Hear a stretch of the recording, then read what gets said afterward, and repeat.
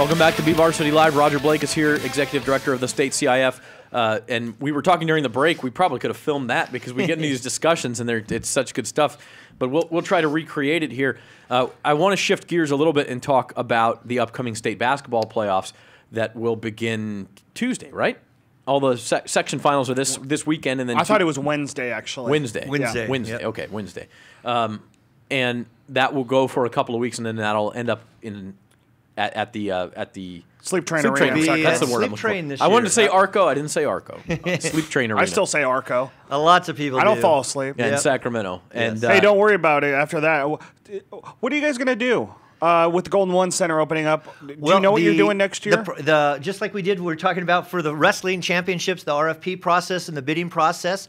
That's being worked on and completed right now as we talk. And at the basketball championships, we'll be making an announcement of what venue's been selected. Because obviously Sacramento's my hometown. I've been in Sleep Train countless times, obviously for your event for 3 years in a row.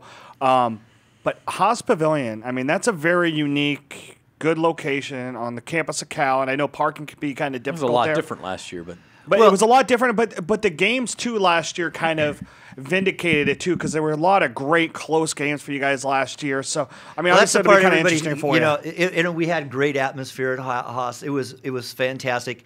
There was one really great positive. Cal Berkeley was on break. They were on spring break, and the campus was empty, so it was easy.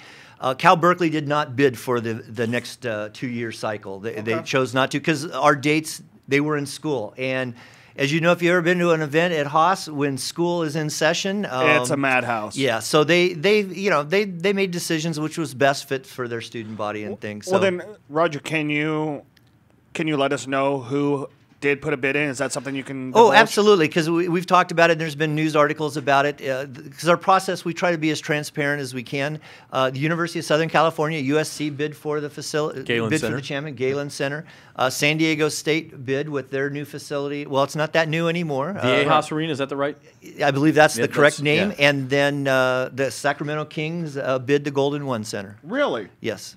So that's the 3 sites, 2 in Southern California, 1 in Northern California. Correct. And Is there going to be any cost difference between Sleep Train Arena and Golden One? Well, that's part of the thing, the process and the review process that's ongoing right now. They're looking at, because you have to look at it from multiple standpoints. For the cost to use the facilities and the rent and security, ticket takers and all those type of things, so you have to put all that together. Then you also have to look at the cost of travel, because the CF, when the teams come to the team events like basketball, the teams that are coming in 2 weeks, 3 weeks to Sacramento for basketball, we're paying for their hotel rooms, their busing, we pay for all of those type of things. So that's what we have a subcommittee right now that's putting all the finances and all those type of things together. That way, then when the selection's made, the committee that has to make the selection, our executive committee, they have the facts and the data in front of them. Now, Al Goldberg over here doesn't have any say-so in this, because if he did, I'm sure you go back to San Diego State. Al, being a San Diego State alumnus, would love to see us down there. Yeah, but that's neither here nor there, I guess. This year, we know it will be at Sleep Train in Sacramento. Correct. And the change this year has to do with the way playoff divisions are determined. And so basically, for people in Bakersfield, the key team, I think, that everybody's keeping an eye on is the Ridgeview boys team. Right. 28-1. They'll play for the Division II section title on Friday night against Lemoore. But they're 28-1. If they win, they'll be 29-1, which is incredible. They include a victory over Central High out of Fresno, which is in the Division I championship game. And you hear a lot of people say that's not a Division II team. They should be in Division I. Well, this year the state has the option of moving them, as they did with Ridgeview's football team, up a division if they well, feel. what we're going to do, and much like football was the first model, the first stab at it, and we'll continue that type of process. We believe strongly that competitive equity. Kind of like in wrestling. It doesn't matter if you're from the smallest school in the state or the largest school in the state. In basketball, it's the same. You're not playing against the 3,000 students from that school. You're playing against the 5 and your 5. And the size of your school, we have come to a firm belief, and so has the data shown us over the years, the size of your school and the size of your enrollment has nothing to do, doesn't correlate into how good you are in a particular sport. just private like schools and private schools. Look at Arvin High School has 2,500 kids. Nobody is going to throw them in the same league as Ridgeview. No, because they don't. Well, they don't have the competitive equity there in athletics just because of the economy. But and that's exactly. And you have all those types of issues that make a difference. And I mean, I equate it. I'm a lifetime teacher, coach, and administrator, and I'd equate it going. The smartest kids in your school, in math, and the smartest kids in school, what class are they? They're in trigonometry. They're in calculus. Not me. I was in general math and algebra, in the middle. I was in the classes where I fit academically, and I competed in those classes there. Why is sports any different? They should be competing where they fit, and the enrollment doesn't make the difference. What makes the difference is their athletic abilities. So what the state has done, and we did it in football, and we're going to be doing that now across the board in all of our sports as we move forward. Where do they fit? So all the central section teams, and I believe there's 20, I believe that's the correct name, that will qualify on the boys' side, 20 teams on the girls' side. Right, every team playing Friday and Saturday. So what we ask the section, and we do the same with San Diego and Los Angeles and across the state, rank your teams. Who's your number 1 team, number 2, 3, number 3 team? Because they may be at the Division II level or the Division III level, but where do they fit in statewide? Where do they best fit? And there you go right there. There's a team, Emmanuel out of Reedley. They're in Division IV in the central section because of their competitive equity. But, they might be the second best team, third best team in the central section. For example, let's just say they're the second best team. Well, then that means they may be up in the Division I when they go state, because we're trying to match them just like we would the student in the right math class, the basketball players in the right divisions.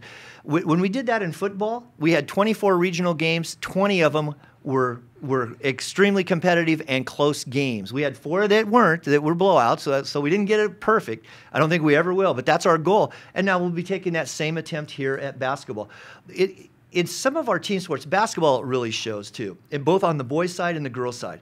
There are teams that are unbelievably good and talented and compete at the highest levels. They travel around the nation to games. They fly back to the East Coast. They go to all these different extravaganzas. I don't believe, and I feel strongly about this, those teams, they should all be competing against each other. They shouldn't be in, I call it the same sandbox as the neighborhood school who has their neighborhood kids that year. And they may be having a great season, but they need to find where do they fit in the scale across the state. And I think one other change, and it won't take place this year. We'll start this a year from now. We're going to get away from this north-south divide, which will impact the northern part of the central section and the northern part of the southern section. I really want to dive into this more because this is really interesting, especially in the conversation you and Jeff Cardoza, who is the assistant commissioner here in the central section underneath Jim Critchlow. And obviously this was something that he was he focused this. He was the one that kind of brought this to light. And I think it's really interesting how, a lot of the Fresno part feel more connected to the north because they are so close to Stockton, Modesto, Sacramento area. And here in Bakersfield, we're only 2 hours away from so many high schools in the LA area. There was discussion, and we started this discussion when I was still an assistant, and we were in the basketball committee going, how we should maybe do 4 regions, 4 quadrants, and different ways to do this. In 1914, when the CIF started, they divided the state into north and south. For playoffs? Why? Because they had to get on a train, and it was easier for the trains and where they were going in the schedule. So that's how the division. And doing that same thing 100 years later, we're like, why? We need to fix this. So for Division II, there's going to be 32 teams. And it won't be this year; it'll be next year. 32 teams are going to make the Division I basketball tournament. 32 teams. Line them up on the board. Where are they geographically? And then split them in. That's the regions they'll go to, just like the NCAA does it. That's what we're going to be doing. So if 24 of those 32 are from Southern California, then those top 8 teams that are in the northern part of Southern California, they're going to be coming to the northern regional. Right. Because we'll still have to be able to split 16 and 16. But what I think we'll see a change that will impact both the southern section and the central section, just like you said, teams that are in the northern part of the section. Why are they driving 6 hours to go play in Orange County when in 2 hours they could be playing in the northern California, and there's openings in the bracket. There's buys. And I'm like, that just doesn't make, why are we doing this? We finally got enough people to join me and go, yeah, we shouldn't be doing that. Let's change this. Well, and it's funny when you think of like Chowchilla and, I don't know, Atwater. They're 15 minutes apart from each other, but one's north and one's south. Well, I getting back to the competitive equity, and sections have to rank their champions or their playoff eligible teams, correct? Do you have any concern that, let's use Emmanuel as a for instance, they're in Division 4. If they stayed in Division 4, they'd be among the state title favorites in boys basketball. But they are probably a top 5 team in the Central section overall, which would place them in Division 1 or 2. Do you foresee any problems with schools petitioning sections? Why don't you push us down to 6 so we're in Division 3 instead of Division 1? You can kind of play games with, well, we don't know that they're that good. We just think they are, even though maybe metrics and things, it kind of leaves this margin for error with human. One of the things that's really good and fun with this whole thing, there's always going to be a margin for error, and there's always going to be a judgment of the adults that are in the room that have to make those decisions. Mm-hmm. But one of the great things, especially in basketball and all of our sports, they have a body of work. So what in this case in Emmanuel's, who have they played, how have they done, and how do they compare with those other schools? How do they compare with schools outside the section? How do they fit? So that body of work, what we always hear is, oh, we're really not that good. We don't belong in this division. Really? Then how come you've played all these other teams and you were successful?